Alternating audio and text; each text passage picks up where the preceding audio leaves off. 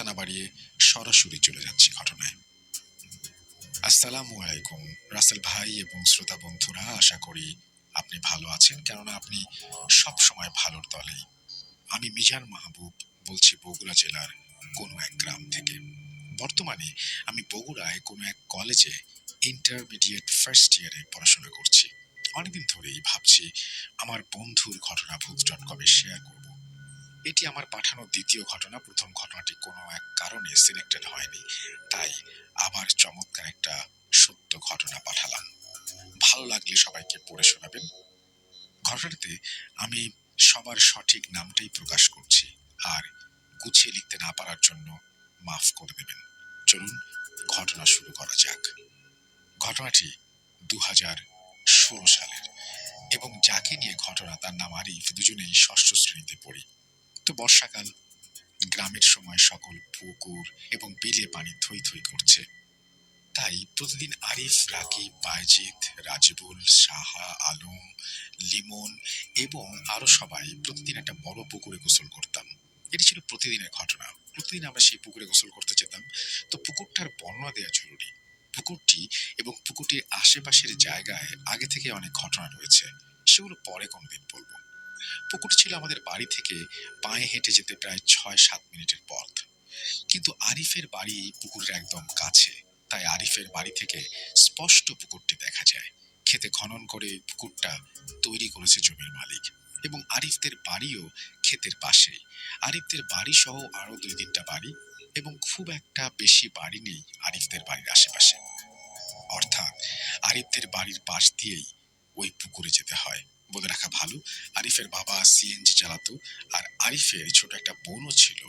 তো যেদিন ঘটনা, যেদিনকার, সেদিনও আমরা পুকুরে গোসল করতে যাব, এবং যাওয়ার পথে আরিফকে ডেকে নিয়ে যাব। প্রতিদিনের মতো আমরা আরিফের বাসার সামনে গেলাম এবং তাকে ডাকলাম, কিন্তু সে বলল আজকে সে গোসল করতে যাবে না। আমরা বললাম কি হয়েছে? আরিফ বলল কিছু না, ও আজ আমাদের সাথে গোসল করবে না। তো আরিফের বাবা সিএনজি নিয়ে চলে গেছে, এবং আরিফের বোনও তার বাবার সাথে গিয়েছে কোনো এক দরকারে। বাড়িতে শুধু আরিফ আর আরিফের মা।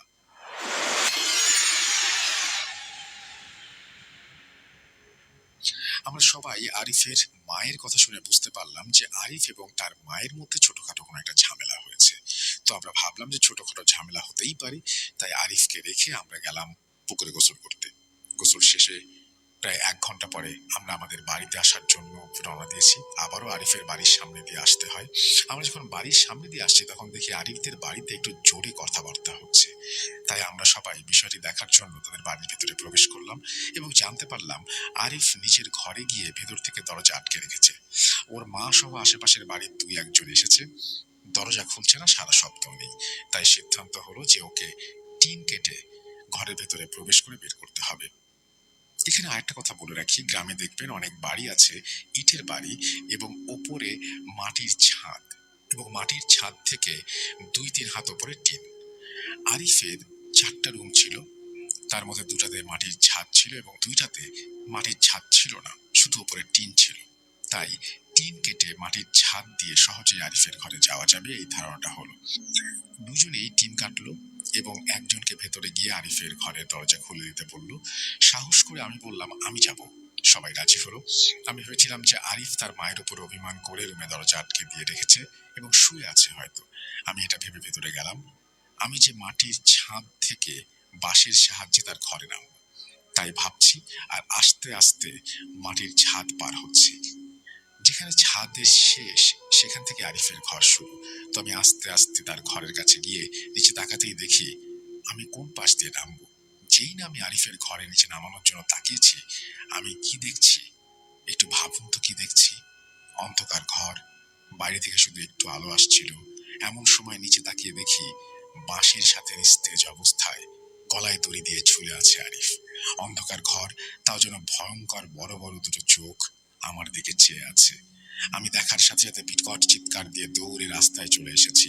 রাস্তা দিয়ে দৌড় দিয়ে বের হয়ে এসেছি। আমার চিৎকার শুনে সবাই ভয়ে নিশ্চুপ হয়ে গেছে। আমি বের হয়ে আরিফের কথা বলি সবাইকে। তার মায়ের কথা শুনেই মাটিতে পড়ে যান। আমি তাড়াতাড়ি করে একজন বড় পুরুষ মানুষ নিয়ে আসি।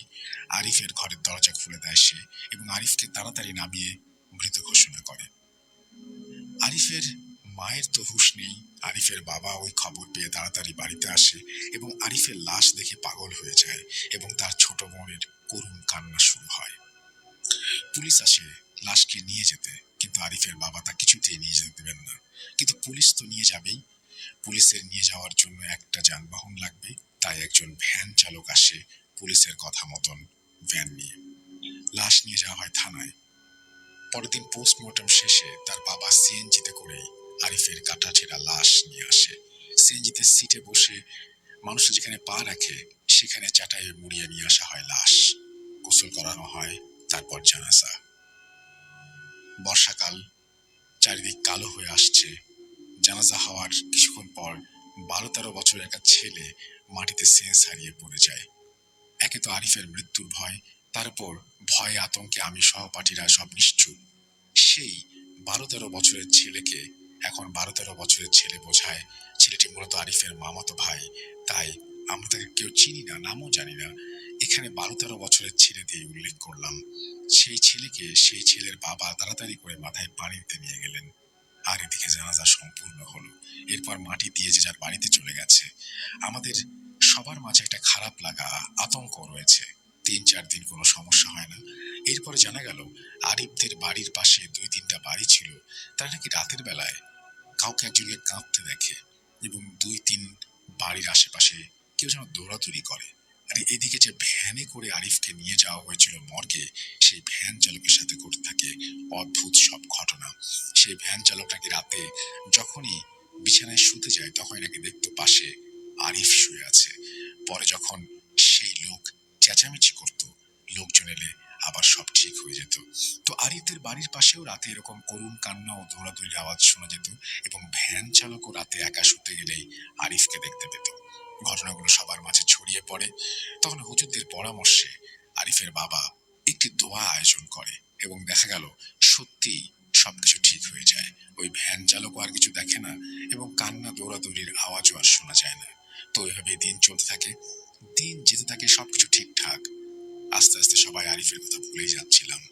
এরপর আসে গ্রীষ্মকাল, গাছে গাছে ফল। একটা কথা বলতে ভুলে গেছি, আরিফদের বাড়ি থেকে একটু দূরেই রাস্তার পাশে কবর দেওয়া হয়েছিল আরিফকে। আরিফের মৃত্যু সবাই ভুলে গিয়েছিল। এরপরে ঘটে আরেকটি ঘটনা। আরিফের কবর রাস্তার পাশে এবং কবরের পাশে একটা আম গাছ, প্রচুর আম ধরে সেই গাছে। আমাদের গ্রামের একজন অটো চালক অটো চালাতে চালাতে একটু গভীর রাত হয়ে গিয়েছিল। তো তিনি ভাবলেন আরিফের কবরের পাশে রাস্তা দিয়ে বাড়ি গেলে অনেক তাড়াতাড়ি পৌঁছাতে পারবেন। তিনি আরিফের কবরের পাশে যাওয়ার সিদ্ধান্ত নেন। আরিফের কবরের পাশে এসে তিনি তার গাড়ির হেডলাইটের আলোতে দেখতে পেলেন আরিফের কবরের পাশে আম গাছ থেকে প্রচুর আম মাটিতে পড়ে আছে, অর্থাৎ আরিফের কবরের আশেপাশে আম পড়ে আছে। তিনি ভাবলেন কি আর হবে, আমগুলো কুড়িয়ে নিয়ে যাই। গাড়ি থামিয়ে যেই না নিচে গেলেন তখনই তিনি দেখলেন ওই গাছটি প্রচুর জোরে কেউ ঝাঁকাচ্ছে। আশেপাশে সব গাছ শান্ত, শুধু কবরের পাশের গাছটায় জোরে জোরে ঝাঁকি হচ্ছে। এটা দেখে সাথে সাথে তিনি তাড়াতাড়ি করে গাড়ি নিয়ে বাড়িতে চলে যান এবং বাড়িতে সবকিছু বলেন। এরপর তিনি আর কিছুদিন অসুস্থ থাকেন, তারপরে সুস্থ হন। এরপরে আজ পর্যন্ত আর কিছু ঘটেনি। রাসেল ভাই, এই ছিল সত্যি ঘটনা। গুছিয়ে লিখতে না পারার জন্য ক্ষমা চেয়ে নিচ্ছি। ঘটনাটি যদি সিলেক্টেড হয় জানাবেন। আরিফের মৃত্যুর আগের ছবি এবং ঘটনার জায়গাগুলো যদি ফেসবুক পেজে আপলোড দিব, যদি চান সমস্যা নেই, লেখায় ভুল হলে ক্ষমা করবেন। এই বলে তিনি তার ঘটনা শেষ করেছেন, ফোন নাম্বার দিয়েছেন। তারপরে থ্যাংক ইউ ভেরি মাচ আপনার ঘটনার জন্য এবং আপনার ফোন নাম্বার জানানোর জন্য। আশা করছি এই ঘটনাটি আপনাদের ভালো লেগেছে। সরাসরি চলে যাচ্ছি ঘটনায়। যেভাবে লেখা আছে আমি সেভাবেই পড়ছি। আসসালামু আলাইকুম রাসেল ভাইয়া, আশা করি ভালো আছেন এবং ভালোর দলে আছেন। স্টুডিওতে এসে ঘটনাটি বলা আমার পক্ষে সম্ভব নয়, তাই লিখে পাঠালাম। আমার নাম আব্দুল আহাদ নিলয়, বলছি কুমিল্লা থেকে। আমার গ্রামের বাড়ি কুমিল্লা নাঙ্গলকোট থানার মনতলি নামক একটি গ্রামে। ঘটনাটি আমার নিজের সাথে ঘটে যাওয়া একটি ঘটনা। সত্যি খুব অদ্ভুত একটা ঘটনা। ছোটবেলায় এমনিতেই আমার সাথে অনেক কিছু ঘটে। সব থেকে মর্মান্তিক যেটা ছিল সেটা হলো আমার বয়স যখন 4 বছর বয়স, তখন আমার মা ক্যান্সারে মারা যান। আমার একটি ছোট বোন ছিল। আমার বাবা তখন অনেক ভেঙে পড়েন। তখন থেকে পরিবারে ছিল আমি, দাদি এবং আমার 6 মাসের কোলের বোনটা। বুঝতে পারছেন কতটা অসহায় অবস্থায় ছিলাম আমরা। বাধ্য হয়ে আমার বাবাকে দ্বিতীয় বিয়ে করতে হয়। অল্প বয়সে অনেক কিছু সহ্য করতে হয়েছিল। আমার মায়ের মৃত্যুর 1 বছর পরই আমার দাদা মারা যান। যাক, জীবনের গল্প লিখতে গেলে শেষ হবে না, তাই সরাসরি ঘটনায় চলে যাচ্ছি।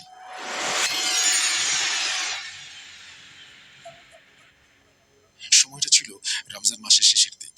তখন আমার বয়স ছিল 5 বছর। রমজান মাসের শেষের দিকে একদিন আমাদের এলাকায় একটি জায়গায় ইফতারের জন্য সবাইকে দাওয়াত দেওয়া হয়। তখন আমি আর আমার ভাই সুজন দুজন মিলে সেখানে যাই। সেদিন যেন খুব তাড়াতাড়ি অন্ধকার নেমে এসেছিল। মাগরিবের আজানের আগেই যেন সব দিক অন্ধকার হয়ে যায়। তখন আমরা অনেক জোরে হাঁটা দিই। জোরে হাঁটার কারণে আমি একটু পিছিয়ে গিয়েছিলাম। আমার ছোট ভাইটা অনেক আগে পৌঁছে যায়। একটা পর্যায়ে আমিও সেই জায়গায় গিয়ে পৌঁছাই, এবং পৌঁছে যেতেই আমার সাথে এমন একটা কিছু ঘটেছিল যার জন্য আমি নিজেও প্রস্তুত ছিলাম না। ওই জায়গার কাছেই ছিল একটা অনেক পুরনো বড় গাছ। গাছটার পাশ দিয়ে যাওয়ার সময় আমার মনে হলো কেউ যেন আমার পেছনে দাঁড়িয়ে আছে। যেই আমি পেছনে ফিরেছি, আমার মনে হলো কেউ যেন খুব দ্রুত ওই গাছটার পেছনে লুকিয়ে গেল। প্রথমে আমি ভেবেছিলাম কেউ হয়তোবা আমার সাথে মজা করছে, তাই আমি সেটা পাত্তা না দিয়ে সামনের দিকে হাঁটা দিলাম। ঠিক তখনই হঠাৎ আমাকে কেউ পেছন থেকে এসে অনেক জোরে মুখ চেপে ধরলো। আমি চিৎকার করার জন্য চেষ্টা করলাম, কিন্তু কিছুতেই কিছু হলো না। এত জোরে মুখ চেপে ধরলো যে আমার চোখে পানি চলে আসলো। আমি নিঃশ্বাস নিতে না পেরে জ্ঞান হারানোর মতো অবস্থায় চলে যাই। আমার দম বন্ধ হয়ে আসছিল। ঠিক তখনই ঝাপসা চোখে দেখতে পেলাম সামনে একটা আলো আসছে, এবং হঠাৎই জিনিসটা আমাকে ছেড়ে দেয়। আমি তখনই মাটিতে পড়ে যাই। কিন্তু আমার ওই সময় জ্ঞান ছিল, তাই বুঝতে পারলাম সামনে যেটা আসছিল সেটা ছিল একটা টর্চ লাইট। আর কাছে আসতে দেখি আমার ভাই সুজন। আমার দেরি হচ্ছে দেখে সে আমাকে খুঁজতে এসেছিল। আমার এমন অবস্থা দেখে সে বলল, এত হাঁপাচ্ছিস কেন? তখন আমি আর কিছু বলি না, কারণ ইফতারের সময় হয়ে এসেছে। তাই দুজন মিলে অজু করে ইফতার করতে চলে যাই। আমরা যে জায়গায় ইফতার করতে গিয়েছিলাম সেটা ছিল একটা পুরনো বিল্ডিং। ইফতারের পরে আমি ঘটনাটি তাকে খুলে বলি, কিন্তু সে আমাকে বলে সে নাকি কাউকে আমার পেছনে দেখেনি। তারপর আমি আর কিছু বলি না। আমরা যে জায়গায় ইফতার করতে গিয়েছিলাম কিছুক্ষণ পরে হঠাৎই কারেন্ট চলে যায়। সেখানে আস্তে আস্তে সবাই যে যার বাড়িতে চলে যায়। আমার ভাই সুজনও আমাকে না বলে চলে যায়। শেষমেশ কাউকে না পেয়ে আমি একাই রওনা দিই। কিন্তু বাড়ির গেটের কাছে আসতেই আবারও কেউ আমার মুখ চেপে ধরে পেছন থেকে। কিন্তু এবার আমি জিনিসটার আকৃতি বুঝতে পারলাম, এটা তো একটা মেয়ে ছিল। ওই সময় আমি দুই কনুই দিয়ে জোরে তাকে আঘাত করি এবং জিনিসটা আমাকে ছেড়ে দেয়। আমি দৌড়াতে শুরু করি। দৌড়ানোর একটা সময় পেছন থেকে কেউ বলে ওঠে, আজকে তোর নিস্তার নেই। আমি দৌড়ে ওই বিল্ডিংটায় ঢুকে যাই। 1 ঘন্টা পরও কাউকে না পাওয়ার পর আমি আবারও একলা বেরিয়ে পড়ি বাড়ির উদ্দেশ্যে। একটু ভয় ভয়ে বের হই এবং চারপাশটা ভালো করে দেখে নেই। তারপর গেটটার কাছে আসি, দেখি কেউ নেই। আমার ভেতরে একটা ভয় কাজ করছিল। গেটটা থেকে বের হতেই আমি যা দেখি তা আমি আজ পর্যন্ত ভুলব না। আমি দেখলাম গেটের ডান পাশে একটা মেয়ে বসে আছে এবং আমার দিকে হিংস্রভাবে তাকিয়ে আছে। চোখগুলো অনেক লাল মনে হচ্ছিল, যেন রক্ত ঝরছে। এই দৃশ্য দেখে আমি আর সহ্য করতে পারলাম না। জোরে একটা চিৎকার দিয়ে উঠলাম এবং দেখলাম জিনিসটা দাঁড়িয়ে আমার দিকে তাকিয়ে আছে। তখন আমি কি করব বুঝতে না পেরে কাঁদতে কাঁদতে দৌড়ে আবার ওই ঘরে চলে গেলাম। তারপর আমি ওই জায়গার কয়েকজন লোককে বললাম, আমাকে একটু এগিয়ে দিন। কেউ আসছিল না। হঠাৎই দেখি আমার জ্যাঠাতো ভাই সুজন আসছে। ওকে দেখে আমি একটু স্বস্তি পেলাম। ওর সাথেই পরে বাসায় আসলাম। আসার সময় কোনো সমস্যা হয়নি। ওই রাতে আমার খুব জ্বর ছিল, রাতটা অনেক কষ্টে কেটেছিল। জীবনের গল্প লিখতে গেলে শেষ হয় না, তাই আজ এ পর্যন্তই। ভালো লাগলে পড়ে শোনানোর অনুরোধ রইল। আর ঘটনাটি সিলেক্টেড হলে অবশ্যই আমাকে জানাবেন। গুছিয়ে লিখতে না পারার জন্য আমাকে ক্ষমা করবেন। Thank you very much. Facebook আইডিও দেখছি শেয়ার করছেন আপনি। আপনাকে অনেক ধন্যবাদ ঘটনা পাঠানোর জন্য। আশা করছি পরবর্তীতে আপনি পাঠাবেন। আপনারা চান যে ভয়ের রাজ্যে বারবার হারিয়ে যেতে, চলুন আমাদের এই ভয়ের রাজ্যে হারিয়ে যাওয়ার যে ব্যাপারটা সেটা চলতেই থাকুক। আমরা চলে যাচ্ছি আমাদের আজকের ঘটনায়। যেভাবে লেখা আছে আমি সেইভাবেই পড়ে শোনাচ্ছি। সুমাইয়া সোহা খুলনা থেকে লিখেছেন আমাদের ঘটনাটি। আমি একজন স্টুডেন্ট, তাই আমি চাই আপনি ঘটনাটি পড়ে শোনান। আমি ভূত এফএম শুনি, কিন্তু কখনোই লেখা হয়নি, আর ভাবিও নি যে কখনো লিখবো। আশা করি অনেক ভালো আছেন। যাক, সরাসরি ঘটনায় চলে যাই। আমাদের গ্রামের বাড়ি বাগেরহাট জেলার চিতলমারি গ্রাম। আমার আব্বুর সাথে ঘটে যাওয়া ঘটনা, যা সত্যি আমার আব্বুর কাছ থেকেই শোনা, আব্বুর ভাষাতেই বলছি আপনাদের।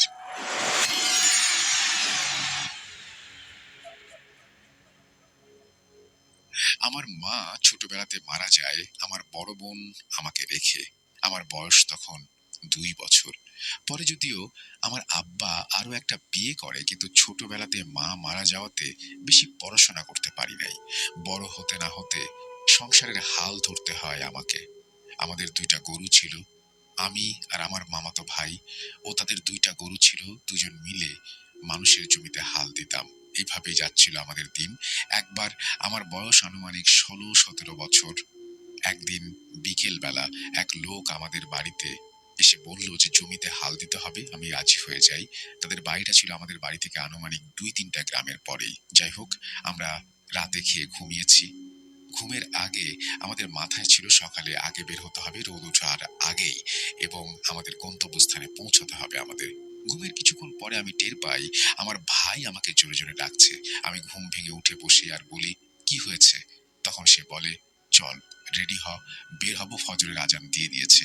আমি বলি, কি বলিস? কিছুক্ষণ আগেই তো মনে হলো ঘুমালাম, এখনই আজান দিয়েছে মানে? মনে মনে ভাবলাম হয়তো হতেও পারে।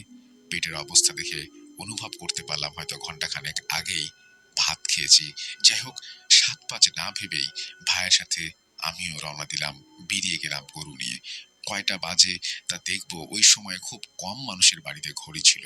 যাই হোক, আমরা বাড়ি থেকে বেরিয়ে গেলাম, হাঁটতে হাঁটতে অনেক দূর চলে আসলাম, কিন্তু একটা মানুষেরও দেখা পেলাম না।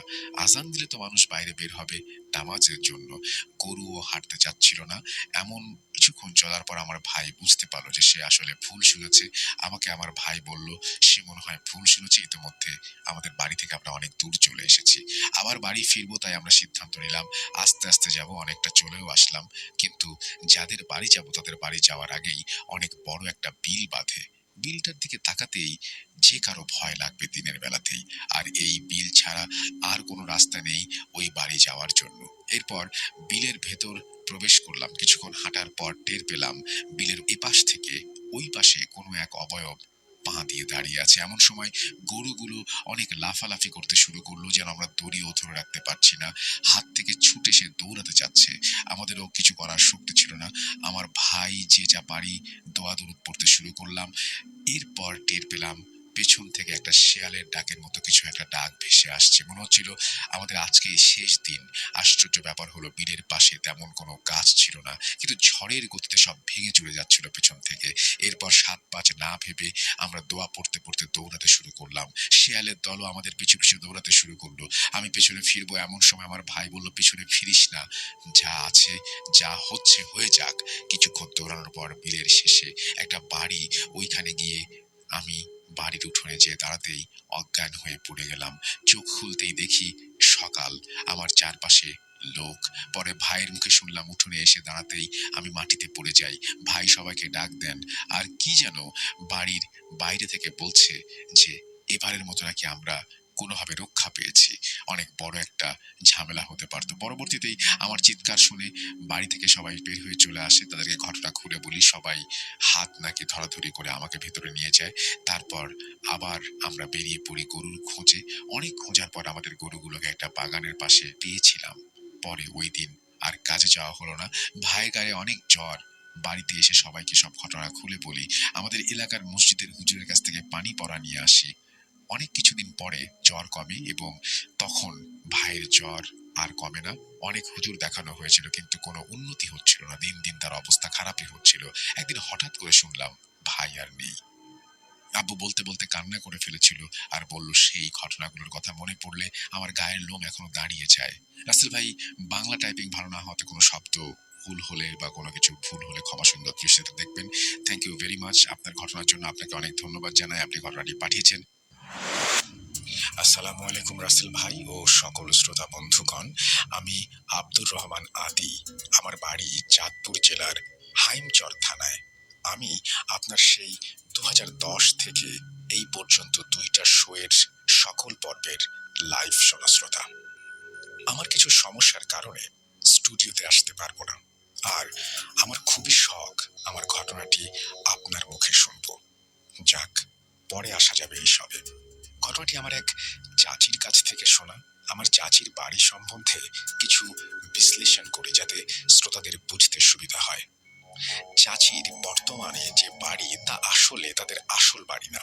তাদের যে বাড়ি ছিল তা 1978 সালে নদী ভাঙাতে বিলীন হয়ে যায়। তো এই ঘটনাটি সেই বাড়িতে ঘটা। আমার চাচির যে পূর্বে বাড়ি ছিল সেখানে এক বাড়ি পর দ্বিতীয় বাড়ি খুঁজে পাওয়া খুবই কষ্টযোগ্য ছিল। বাড়ির আশেপাশে ছিল প্রচুর ঘন জঙ্গল আর খড়। আমাদের এখানে এটাকে দঞ্চা গাছ বলা হয়। এর শুদ্ধ নাম আমার জানা নেই। আমার যে চাচি তারা ছিলেন এক ভাই এক বোন। তো আমি সরাসরি ঘটনায় যাচ্ছি। ঘটনাটি আমার চাচির ছোট বয়সের।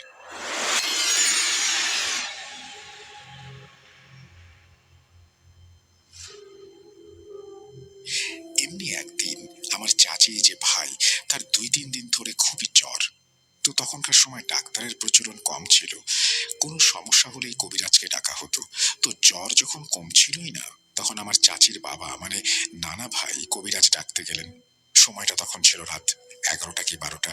এমনিতেই গ্রামে 8টা-9টা বাজলে গভীর রাত মনে হয়। আর এটা তো 1978 সাল।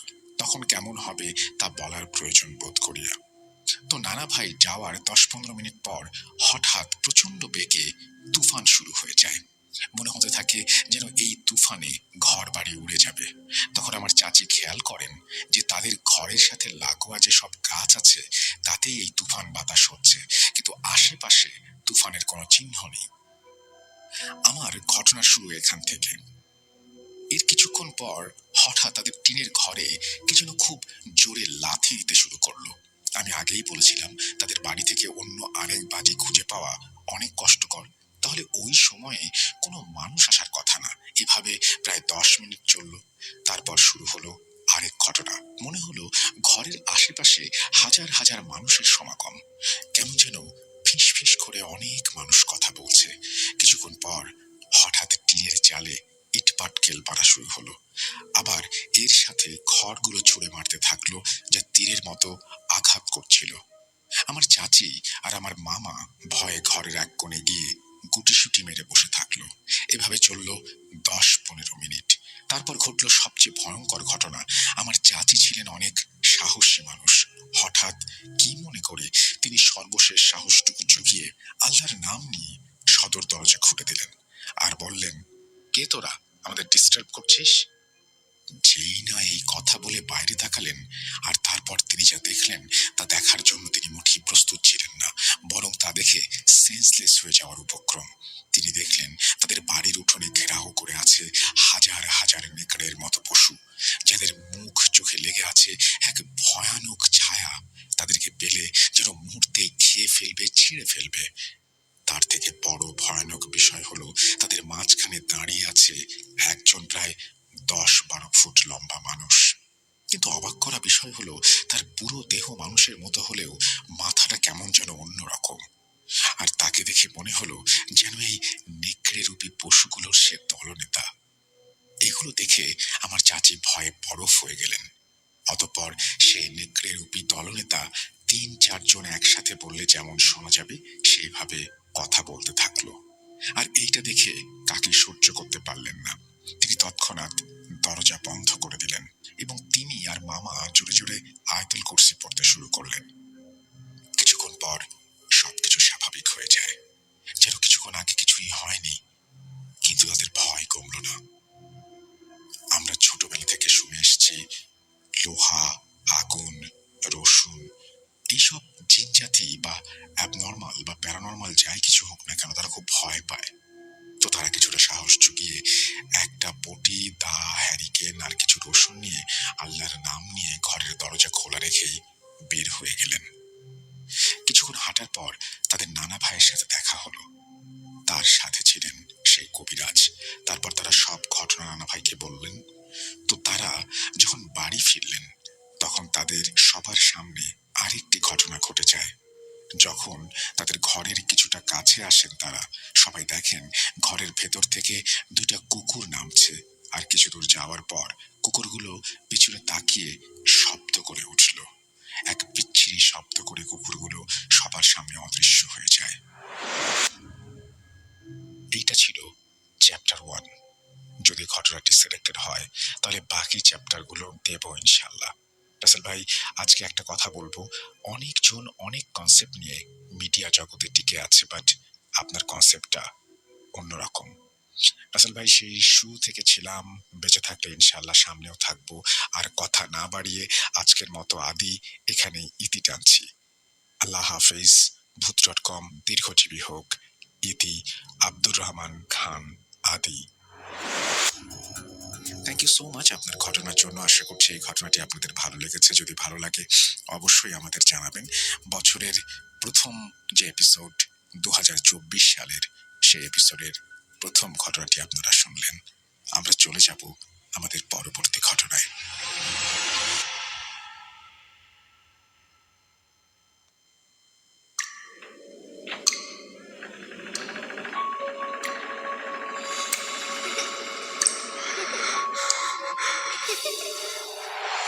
লুকোচুরি খেলবে?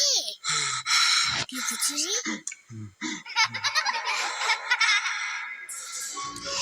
তুমি লুকাও, আমি ঠিকই তোমাকে খুঁজে পাবো।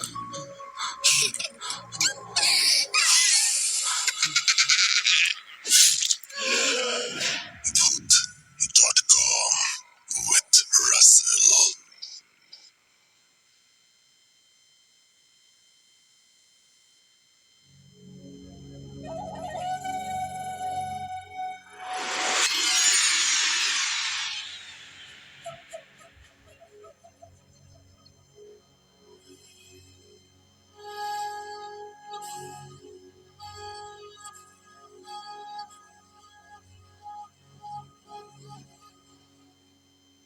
আবারও এক্সট্রা কিছু কথা বলার জন্য ফিরে আসলাম। প্রথম স্টোরিটি শেষ, ঘড়িতে সময় রাত 12:16।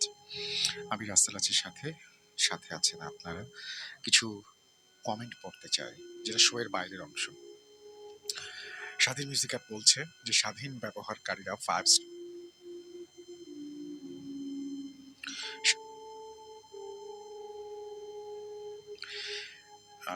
স্বাধীন মিউজিক অ্যাপ বলছে যে স্বাধীন ব্যবহারকারীরা 5 স্টার রেটিং দিয়ে আরো ইন্সপায়ার করুন আমাদেরকে। রেটিং এর স্ক্রিনশটটি আমাদের ফেসবুকে ইনবক্স করুন।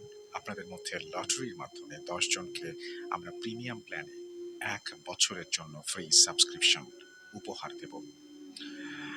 শিপন বলছেন লম্বা ঘটনা চাই। আশা করি সুকান্ত মাইতির ঘটনা লম্বা হবে। দেখা যাক পরের ঘটনাটা কার। দেখুন শিপন হোসেন, আপনার গেস ঠিক হয় কিনা।